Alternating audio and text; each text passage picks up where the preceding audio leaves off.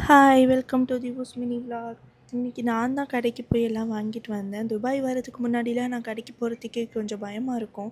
அங்கே போய் என்ன கேட்குறது, அவங்க என்ன சொல்லுவாங்களோ அப்படின்னு கொஞ்சம் பயமாகவே இருக்கும். ஆனால் இப்போ அப்படி இல்லை, நானே போய் எல்லாம் வாங்கிட்டு வந்தது எனக்கு கொஞ்சம் பெருமையாக இருக்குது. அப்புறம் எதெல்லாம் ஸ்டோர் பண்ணி வைக்கணுமோ அதெல்லாம் ஸ்டோர் பண்ணி வச்சுட்டு ஃப்ரிட்ஜில் வைக்க வேண்டியதெல்லாம் ஃப்ரிட்ஜில் வச்சாச்சு.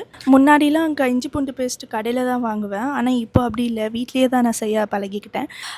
ஏன்னா கடையில் வாங்கும்போது குக் பண்ணுறதுக்கு அவ்வளோவா டேஸ்ட்டும் வந்து வரல. அதனால் செய்யும்போது பேஸ்ட்டு அரைச்சி வச்சுருப்பேன். ஆனால் இப்போது அப்படிலாம் சரி டக்குன்னு நம்ம செய்யணுமோனா அப்போது இஞ்சி பூண்டு பேஸ்ட்டு அரைக்க முடியாது இல்லையா? அதனால் எப்போவுமே நான் ஸ்டோர் பண்ணி வச்சுருப்பேன்.